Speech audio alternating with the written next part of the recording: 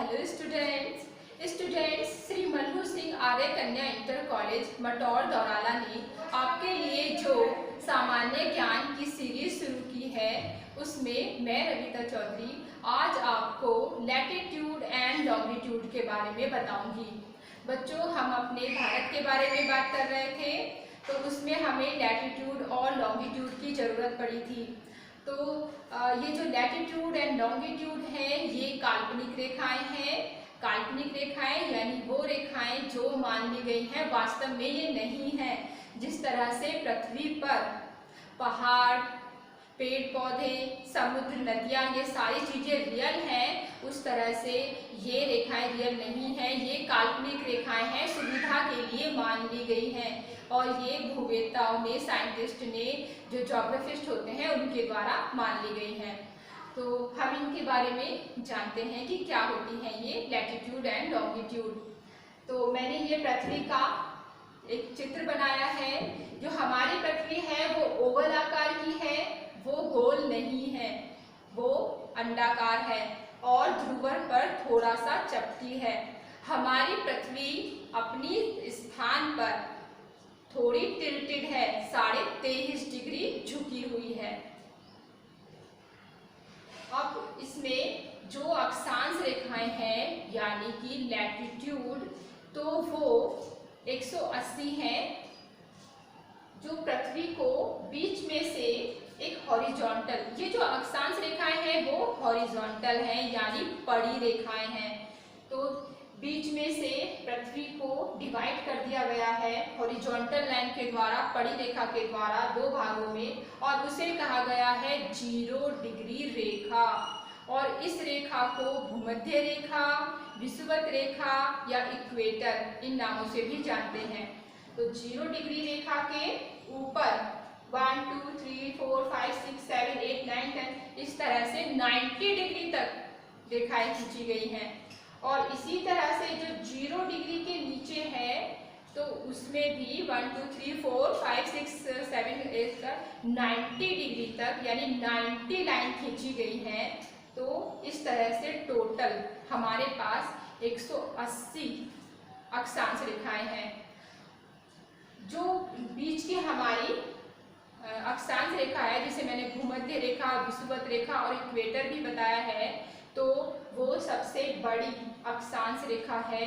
वो सबसे बड़ी इसलिए है क्योंकि ये सबसे बड़ा वृत्त बनाती है। इसके ऊपर जितना भी पृथ्वी का पार्ट होगा उसे हम उत्तरी गोलार्ध कहेंगे और जितना भी नीचे का पार्ट होगा उसे हम दक्षिणी गोलार्ध कहेंगे। तो 0 डिग्री के ऊपर वाले जितने भी देश इसमें आएंगे तो उन्हें हम उत्तरी गोलार्ध वाले देश कहेंगे और 0 डिग्री के नीचे जितने भी देश आएंगे उन्हें हम दक्षिणी गोलार्ध वाले देश कहेंगे। हमारा भारत उत्तरी गोलार्ध में स्थित है और वो कहाँ है ये मैं अभी आगे बताऊंगी। तो जो इसमें और कुछ रेखाएं हैं यानी अक्षांश रेखाएं, 0 डिग्री रेखा तो सबसे बड़ी रेखा है ही और ये सबसे हमारे लिए सबसे काम की रेखा है।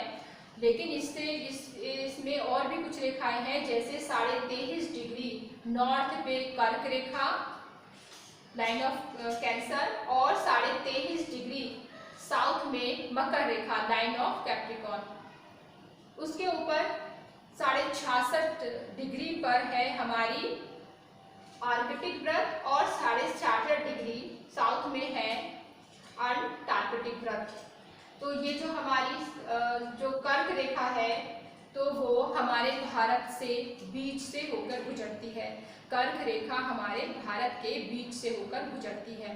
और उत्तरी गोलार्ध में जो 23.5 डिग्री नॉर्थ है तो कर्क रेखा भारत के मध्य से गुजरती है। कर्क रेखा पर 21 जून को सूर्य की किरणें सीधी पड़ती हैं और 21 जून को उत्तरी गोलार्ध में सबसे बड़ा दिन होता है। ये आप याद रखना, उत्तरी गोलार्ध में 21 जून को सबसे बड़ा दिन होगा, तो वहीं दक्षिणी गोलार्ध में सबसे छोटा दिन होगा, क्योंकि यहाँ जो सबसे बड़ा दिन है उधर वो सबसे छोटा दिन होगा। और अगर मकर रेखा पर 22 दिसंबर को सबसे बड़ा दिन होता है तो हमारे यहाँ वो सबसे बड़ी रात होती है। तो आपको याद हो गया कि 21 जून को सबसे बड़ा दिन उत्तरी गोलार्ध में होगा और 22 दिसंबर को सबसे बड़ा दिन दक्षिणी गोलार्ध में होगा। ओके, नेक्स्ट देखते हैं। ये जो मैंने बताया है ये दिशाओं को थोड़ा समझने के लिए देखिए, उत्तर, दक्षिण, पूरब, पश्चिम, ये तो आप जानते ही हैं। इसके बाद 4 लाइनें और खींची गई हैं, यानी उत्तर और पूरब के बीच में जो लाइन है और उसमें जो भी देश आएंगे तो उन्हें उत्तरी पूर्व वाले देश कहेंगे। इसी तरह से पश्चिम और उत्तर के बीच में जितने भी देश आएंगे उन्हें उत्तरी पूर्व वाले देश कहेंगे। पूर्व और दक्षिण के बीच में दक्षिणी पूर्व आएगा और पश्चिम और दक्षिण के बीच में दक्षिणी पूर्व कहा जाएगा। नेक्स्ट देखते हैं बच्चों, जो अक्षांश, जो 2 अक्षांश के बीच की जो दूरी है तो वो 111 किलोमीटर होती है, यानी 1 डिग्री पर अगर आप बढ़ोगे तो 111 किलोमीटर पार कर लोगे। और जो हमारी जो अक्षांश रेखाएं होती हैं तो ये वृत्त बनाती हैं, ये आप याद रखिएगा। 21 मार्च और 23 सितंबर को दिन और रात बराबर होते हैं, ये भी आप याद रखना। 21 मार्च और 23 सितंबर को दिन रात बराबर होते हैं। बच्चों ये तो हमने अक्षांश रेखाओं के बारे में जाना कि अक्षांश रेखाएं 180 होती हैं। 0 डिग्री रेखा सबसे बड़ी होती है, उसे भूमध्य रेखा, विषुवत रेखा या इक्वेटर भी कहते हैं। उसके ऊपर जो 90 डिग्री होती हैं, जो रेखाएं होती हैं, तो उसमें जो देश रहते हैं तो या फिर जो भाग होगा तो उसे हम उत्तरी गोलार्ध कहेंगे और 0 डिग्री के नीचे वाले भाग को हम दक्षिणी गोलार्ध कहेंगे। और ये 1 डिग्री के बीच में 111 किलोमीटर पड़ता है, ये आपको समझ आ गया होगा। नेक्स्ट हमारी है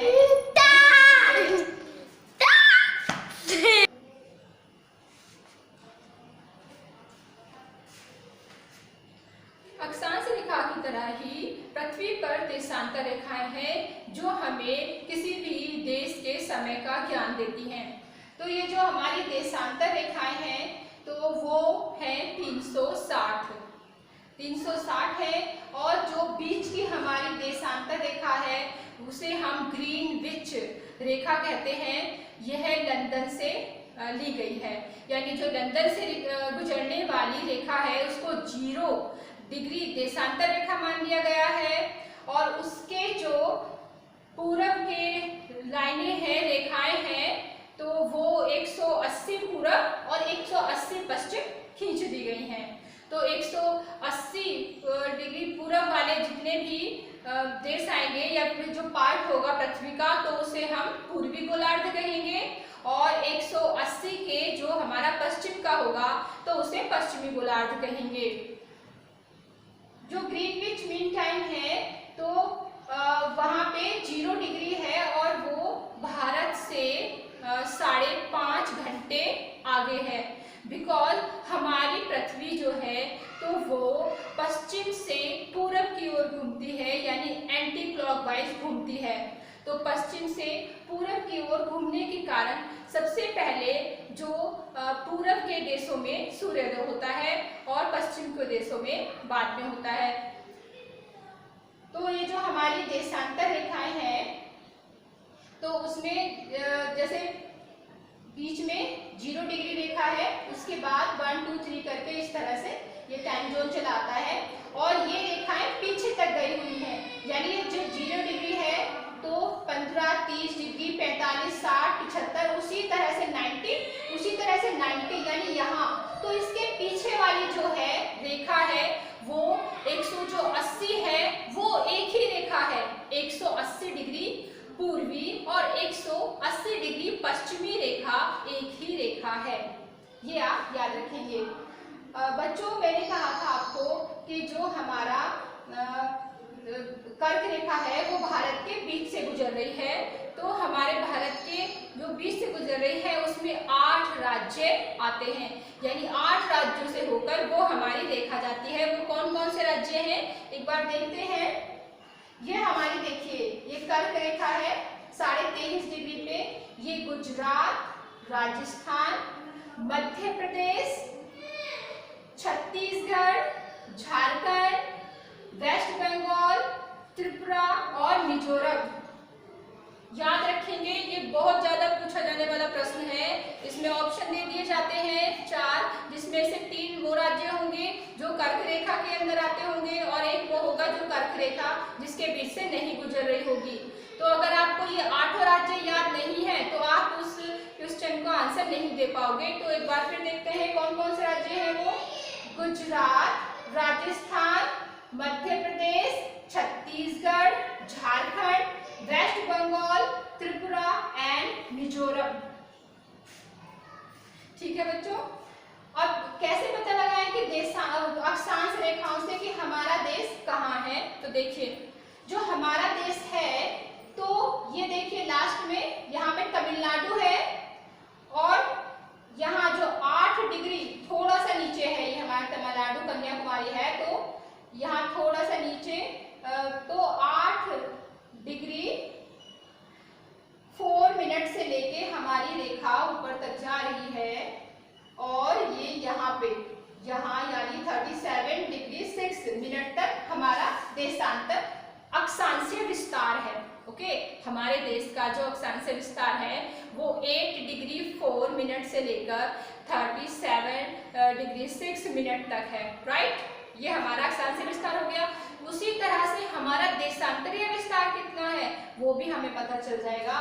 तो हमारा देशांतरीय विस्तार है, यहाँ पे हमारा देशांतरीय विस्तार, ये देशांतर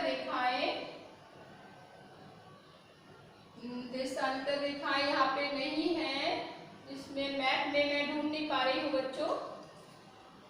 ठीक है, कोई बात नहीं, मैं इसमें नेक्स्ट वीडियो बता दूंगी, मैं देशांतर रेखाएं ढूंढ नहीं पा रही हूँ। तो इसमें वैसे हमारा देशांतर जो विस्तार है तो वो है 68 डिग्री 7 मिनट से लेकर 97 डिग्री 25 मिनट तक। 68 डिग्री 7 मिनट से लेकर 97 डिग्री 25 मिनट तक, ये आप याद रखेंगे देशांतरीय विस्तार। और आपके पास मैप हो तो उसको जरूर ढूंढ लेंगे। ओके, इसमें कुछ मैंने और चीजें लिखी हैं, जैसे देशांतर 360 होते हैं 180 डिग्री रेखा से पूर्व की ओर, 180 0 डिग्री रेखा से पश्चिम की ओर जो है पृथ्वी जो हमारी। अब देखो कैसे पता, इसमें कैसे पता लगाएं कि किसी देश में कितना समय है। तो देखिए एक जो दिन होता है तो उसमें 24 घंटे होते हैं, तो 24 घंटों में जो हमारी पृथ्वी है वो 360 डिग्री घूम जाती है, 360 डिग्री घूम जाती है। तो 1 डिग्री में वो 4 मिनट घूमेगी और 15 डिग्री में वो 1 घंटा घूमेगी। तो 15 डिग्री में 1 घंटा हो जाता है। तो इस तरह से टाइम जोन है। तो जो हमारा ग्रीनविच मीन टाइम था तो वो क्योंकि भारत से 5.5 घंटे आगे है यहाँ, यानी अगर यहाँ दोपहर के 12 बज रहे हो तो जो लंदन है वहाँ पे शाम के 5:30 बजेंगे, क्योंकि जो पृथ्वी है तो वो पश्चिम से पूरब की ओर घूमती है और सबसे पहले पूरब वाले देशों में सूर्योदय होगा और पश्चिम देश वाले में बाद में होगा। जो टाइम लाइन है वो बाद में जाएगा। ओके, तो अब 100 जैसे मैंने बताया कि 15 डिग्री पर 1 घंटा हो जाता है। तो भारत, जैसे भारत का ये राज्य है गुजरात और एक है अरुणाचल प्रदेश, तो इनमें टाइम जोन में काफ़ी अंतर है। तो क्योंकि हमारा जो टाइम है यानी हमारा जो मानक समय है वो 82.5 डिग्री लिया गया है, जो कि उत्तर प्रदेश के इलाहाबाद के मिर्जापुर या नैनी से होकर गुजरती है वो लाइन। तो उससे 82.5 डिग्री यानी बीच से हमें हमारा जो मानक समय लिया गया है वो ही पूरे देश में लागू है। तो गुजरात और अरुणाचल प्रदेश में लगभग 2 घंटे का गैप हो जाता है समय में। यानी यहाँ अगर, क्योंकि सभी में हमारे देश में तो जो मानक समय वो होता है जो पूरे देश में एक सा होता है। हमारे देश में एक ही टाइम जोन है, जबकि जो रूस है तो उसने फैसिलिटी, क्योंकि बहुत बड़ा विस्तार है उसका, तो उसने अपने देश को कई टाइम जोन में बांट रखा है।